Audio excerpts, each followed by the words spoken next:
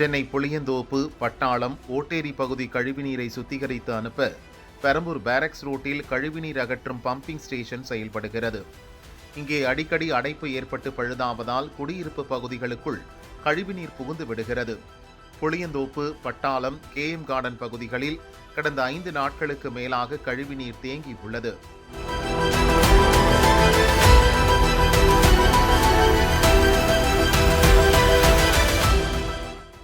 பொதுவாக சென்னையில் மழை பெய்தால்தான் ரோட்டில் தண்ணீர் தேங்கும். ஆனால் இங்கே மழை பெய்யாமலேயே தெருக்களில் 3 அடி உயரத்துக்கு கழிவுநீர் மட்டுமே தேங்கி இருக்கிறது. வீட்டு கதவை திறந்தால் நாற்றம் தாங்க முடியவில்லை. அத்தியாவசிய பொருட்கள் வாங்க கூட வெளியே செல்ல முடியவில்லை. கழிவுநீரில் கொசுக்கள் உற்பத்தியாகி தொற்று நோய் பரவும் அபாயம் ஏற்பட்டுள்ளது.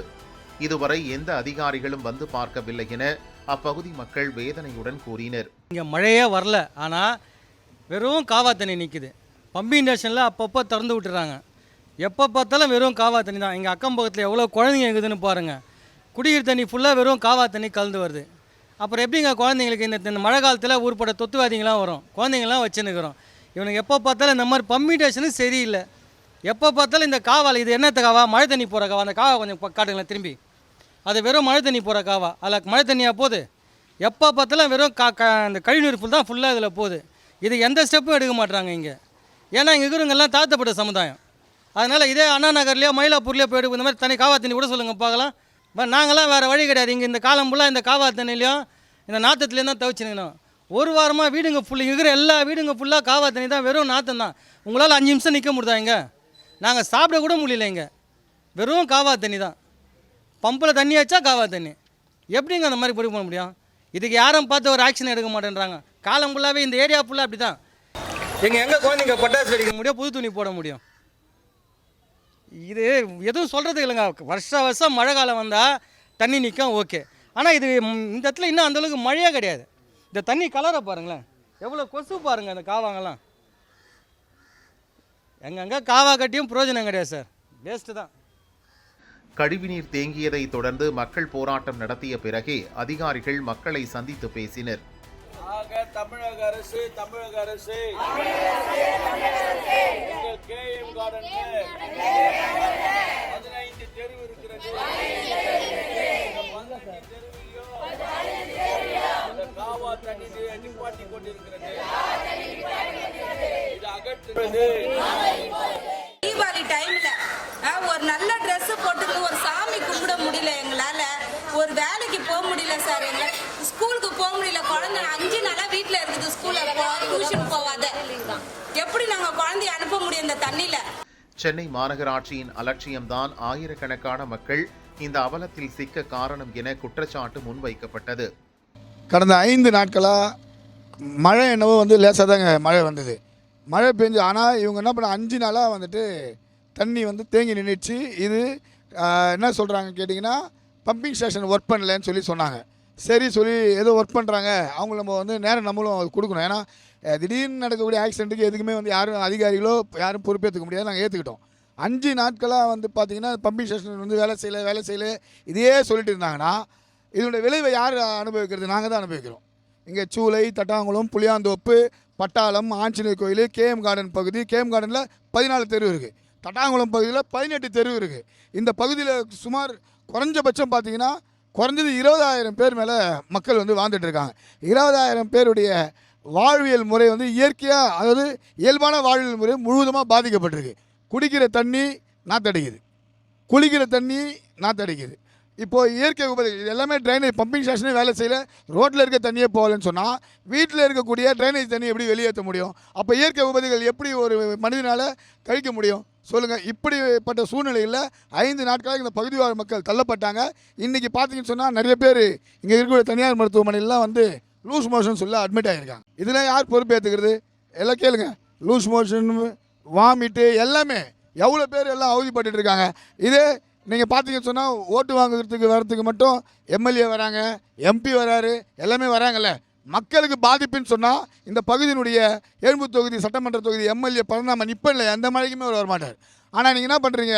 இப்போ நாங்கள் மறியல் பண்ணி போராட்டம் நடத்தி நீங்கள் அதிகாரிங்க, கார்பரேஷன் அதிகாரிலாம் சரி பண்ண வரும்போது திமுக கட்சியை சார்ந்தவங்கெல்லாம் வந்துடுறாங்க. அப்போ தான் வந்து நின்றுட்டு வேலை செய்கிற எங்களையும் என்ன பண்ணுறது கேட்டிங்கனாக்கா டிஸ்டர்ப் பண்ணி இங்கே அரசியல் பண்ணுறது. மழை கலந்த தண்ணீரில் கால் வைக்க முடியுமா? ஒரு அதிகாரியில் கால், ஆனால் நாங்கள் வாழ்ந்துட்டு இருக்கோம். வீட்டு உள்ள ஃபுல்லாக தண்ணி இருக்குது. அப்போது அந்த நேரத்தில் வரக்கூடிய வராத அரசியல்வாதிங்க இப்போல்லாம் க்ளீன் பண்ணி முடித்த பிறகு ப்ளீச்சிங் பவுடர்லாம் போட்ட பிறகு மருத்துவ முகாம் நடக்கும். அப்போ வந்து ஒரு பிஸ்கட் பாக்கெட்லாம் கொடுத்துட்டு அப்போ நீங்கள் ஆறுதல் சொல்கிறதுக்கு நீங்கள் ஏன் வரீங்க? எங்கள் பிரச்சனையை நாங்கள் பார்த்துக்கிறதுக்கு நீ ஏன் வர? அதிகாரிங்க சரியான முறையில் இந்த முறையாக செயல் வேணாம். இது மட்டும் இல்லை, இதோட எங்கள் பிரச்சனை முடியாது. 1/4 மணி நேரம் 1/2 மணி நேரம் மழைக்கே 5 நாள் வந்து தண்ணி தேங்கி இருக்குன்னு சொன்னால் இந்த பக்கிங்காம் கால்வாய் திருமங்கலத்திலிருந்து சிந்தாமணி, ஓட்டேரி, அப்புறம் வந்து கெல்லிஸு, கொசப்பேட்டை, இங்கே கேஎம் கார்டன், தட்டாங்குளம் முனுசாமி நாடு தெரு வழியாக கணேசபுரம் கால்வாயில் போய் கலக்குது. அப்போ இந்த இடத்த இன்றைக்கி இல்லை, இது ஆண்டாண்டு காலமாக இருக்கக்கூடிய பிரச்சனை. அப்போ அரசு அதிகாரிங்க எவ்வளோ அவேர்னஸாக இருந்திருக்கணும். நீங்கள் இங்கே இருக்கக்கூடிய பம்பிங் ஸ்டேஷனில் ஒரு மிஷின் இல்லைனா இன்னொரு மிஷினை தேரனில் வச்சுருக்கணும். அதிகமாக பாதிப்பு, அதாவது இன்றைக்கி நான் சொல்கிறது 20,000 பேர், மழை காலத்தில் பார்த்தீங்கன்னா 1,00,000 பேர் பாதிக்கப்படுறான். அப்போ இங்கே பாதிக்கக்கூடிய பகுதியில் இங்கே வந்து பார்த்தீங்கன்னா பகுதிக்கு தான் போகும். இப்போ நம்ம நிற்கக்கூடிய சந்தில் பார்த்தீங்கன்னா 6 அடி தண்ணி நிற்கும். முனுசாமி நாடு தெரு ஃபோட்டோஸ் எங்கள்கிட்ட இருக்குது. படகுகள் தான் போய் எல்லாருக்கும் குடிக்க தண்ணி கொடுக்க முடியாது, அந்த அளவுக்கு அவதிப்படுறோம். இவ்வளவும் அரசாங்கத்துக்கு, அரசு அதிகாரிகளுக்கு, கார்ப்பரேஷன் அதிகாரிகளுக்கு, இங்கே இருக்கக்கூடிய கவுன்சிலருக்கு, எம்எல்ஏக்கு, எம்பிக்கு, மந்திரிக்கு எல்லாருக்குமே தெரியும். ஆனால் தெரிஞ்சும் நீங்கள் அவேர்னஸ் இல்லாமல் இருக்கீங்கன்னு சொன்னால் இது உங்களோட மெத்தனை போக்கெல்லாம் காட்டுது. 40 வருடங்களாக புளியந்தோப்பு பகுதியில் குடியிருக்கிறேன். இதே அவலம் தொடர்கிறது. இந்த நிலையில் தீபாவளி கொண்டாட முடியுமா என தெரியவில்லை என ஆட்டோ டிரைவர் சுரேஷ் ஆதங்கத்தை வெளிப்படுத்தினார். இந்த கழிநீரை வெளியேற்றுறதுக்கு யாரும் வந்து எட்டி கூட பார்க்கல. பெரியவங்க சின்னவங்க இங்கே பாருங்கள், அவஸ்தைப்பட்டுன்னு இருக்காங்க. வயசானவங்க ஒரு வியாதி வந்தாலும் எது வந்தாலும் ஒரு ஆம்புலன்ஸ் வர்றதுக்கு கூட வழி இல்லை, எதுவுமே பண்ண முடியாது. வந்து சரி என்ன ஒரு மெடிக்கல் கேம்பாவது போட்டாங்களா, போட்டு என்னம்மா உங்களுக்கு ப்ராப்ளம், ஏதோ மருந்து மாத்திரை அதாவது கொடுக்குறோம், அது கூட இல்லை. வந்து ஃபஸ்ட்டு எங்களை மதிக்கிறாங்களா? ஓட்டு வாங்குறதுக்கு மட்டும் வராங்களா? வீடு வீடாக ஏறி வராங்களா? இப்போ வராங்களா? சொல்லுங்கள், நியாயமாக சொல்லுங்கள். இந்த கவர்மெண்ட்டே எங்களுக்கு ஒன்றுமே பண்ணலை. எங்களுக்கு இந்த கவர்மெண்ட்டெல்லாம் நாங்கள் அவஸ்தை தான் போடுறோம். நாங்கள் நாளுக்கு நாள் தீபாவளியாவது எதுவுமே இல்லை. பசங்களாம் வாங்கி வச்ச பட்டாசு அந்த எல்லாமே வீணாக தான் போச்சு. எங்களுக்கு பசங்களாம் இப்போது எங்களை விட எங்களுக்கு பழகி போச்சு. இந்த பசங்க எவ்வளோ ஆசைப்பட்டுருப்பாங்க ஒரு பண்டிகை அப்படின்ட்டு, அதுக்கும் எதுவுமே வழி பண்ண மாட்டேங்கிறாங்க. தண்ணி வருது மறுபடியும் போகுது, தண்ணி வருது மறுபடியும் போகுது. 6 நாளாக இதே கூத்து தான். அங்கே பாருங்கள், அந்த பக்கம் பாருங்கள், இன்னும் அந்த பக்கம் இன்னும் ஜாஸ்தியாக தான் இருக்குது. இப்படி இருந்தால் நாங்கள் என்ன சார் பண்ண முடியும்? எங்கே போய் நாங்கள் கம்ப்ளைண்ட் பண்ணுறது? கம்ப்ளைண்ட் பண்ணாலும் வர மாட்டேன்றாங்க, அதுக்கான ஆக்ஷனும் எடுக்க மாட்டேன்றாங்க. ஒரு எமர்ஜென்சினாலும் ஃபோன் பண்ணாலும் அந்த ஃபோன் கூட நாட் ரீச்சபிள் தான். 5 நாளாக இருக்குது. இங்கே தட்டாங்குளத்தில் தெரியாத வீடு வந்துட்டேங்க நான். இங்கே தண்ணி 5 நாளாக இருக்குதுங்க. நாங்கள் சின்ன கை குழந்தைய வச்சுட்டு இருக்கோம். குடிக்கிற தண்ணி கூட நாத்தடிக்குது. எங்களால் ஒன்றுமே பண்ண முடியல இப்போது. ஆனால் கரண்ட்டு வந்து இருக்குது, இவ்வளோ தண்ணிலையும் கரண்ட் இருக்குது. அது ஒரு பெரிய விஷயம். எங்களுக்கு கரண்ட்டு போகாதே இருக்குது. ஆனால் இந்த தண்ணியில் நாத்தடி வெளியே வந்து நிற்க முடியல. குடிக்கிறது கூட ஒரே சாக்கடை தண்ணியை தான் நாங்கள் இப்போ குடிக்கிறோமே.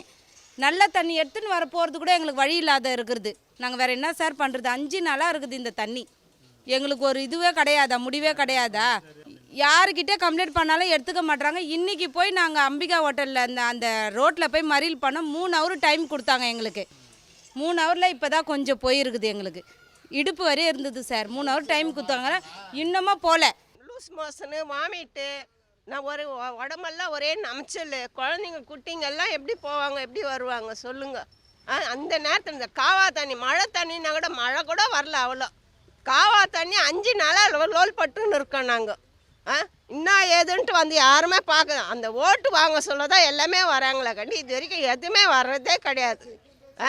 இது போல் இந்த காவா தண்ணியில் எப்படிங்க இருக்கிறது சொல்லுங்கள்? இந்த பக்கமும் காவா தண்ணி, அந்த பக்கமும் ஊரை சுற்றி காவா தண்ணியில் எப்படி வாழ்ந்துன்னு இருக்குது. குழந்தை குட்டிங்களாம் அதுங்களுக்கும் ஓட முடியல. எவ்வளோ டாக்டர் செலவுக்கு கொஞ்சமான இதுவாக நாங்கள் பண்ணின்னு இருக்கோம். இன்றைக்கி எல்லா மக்களும் அந்த தண்ணியிலே நீஞ்சின்னு போனோம். போய் அங்கே மறியல் பண்ண பேருக்கு இப்போ வந்து எல்லாமே எடுக்கலாம். அதுவும் சீராக எடுக்கலை. அதை பாருங்கள், சுற்றி பாருங்கள், எவ்வளோ குப்பைங்க பாருங்கள். குப்பை எடுக்கிறாங்களா? அந்த சேரில் அந்த காவால் இன்னும் தூரே வாரினது கிடையாது. இதெல்லாம் எப்போ செய்யணும்? வெய்ய காலத்தில் செய்யணும். வெய்ய காலம் விட்டுடுறாங்க. மழை காலத்தில் தான் வந்து சும்மா தூர் வாடுறேன்ட்டு வாரிட்டு போயிடுறாங்க. அவ்வளோதான். திருப்பி பாதிக்கப்படுறோம் நாங்கள் சுற்றி மக்கள் தான். யார் இது வரைக்கும் வரல, நீங்கள் தான் வந்துக்கிறாங்க. அந்த ஊருக்குள்ள அதிகாரி வந்து செத்து வரோம், இப்போ வந்து தண்ணி எடுப்பாங்களா? இவ்வளோ ஒரு வாரமாக இருக்குது. யாருன்னா முக்கியமாக ஆள் செத்தா வருவீங்க, நாங்களாம் செத்தா யாரும் வர மாட்டீங்களா? இப்போ இப்போ எவ்வளோ ஓரம் இந்த தண்ணி, காவா தண்ணி, சேரு, இந்த குப்பை எடுக்க மாட்டேன்றாங்க. எல்லாம் அந்த தண்ணி இவ்வளோ தண்ணி நிற்கிறதுலேயே வந்து குடிக்கிறானுங்க. வேறு தண்ணி இருக்குதுன்னு பார்க்க மாட்டேங்கிறானுங்க. குஸ்ட்டு வரையும் அம்மக்கலாம் இங்கே குடுத்தனுமே இருக்க முடியல. இங்கே கொஞ்சம் நல்லா இருந்தது, இப்போ இந்த காவை கெடுத்து விட்டாங்க. அரசியல்வாதிங்க அவங்கவுங்க பதவிகளுக்காக சொந்தம் கொண்டாடுறாங்களே தவிர மக்களுக்காக எந்த அரசியல்வாதி பண்ணுறதில்ல. அந்த ஓட்டு போடுற அன்றைக்கி ஒரு நாள் வருவாங்க, மறுநாள் அவ்வளோதான். யாரும் அட்லீஸ்ட் ஒரு கவுன்சிலர் கூட வரமாட்டாடுறாங்க. இந்த மக்கள் என்ன ஆச்சு ஏதாச்சுன்ட்டு. இப்போ இந்த கெனால் தண்ணி எல்லாம் வந்துடுச்சு. கால்ரா வாந்தி பேதி ஏதாவது வந்துடுச்சுன்னா யார் பொறுப்பு? யாரும் பொறுப்பே இல்லை. தயவுசெய்து இந்த அரசியல்வாதிங்க பதவிகளுக்காக அடிச்சுக்கிறாங்களே தவிர வேறு எதுவும் மக்களுக்காக எவனும் அடிச்சுக்கல.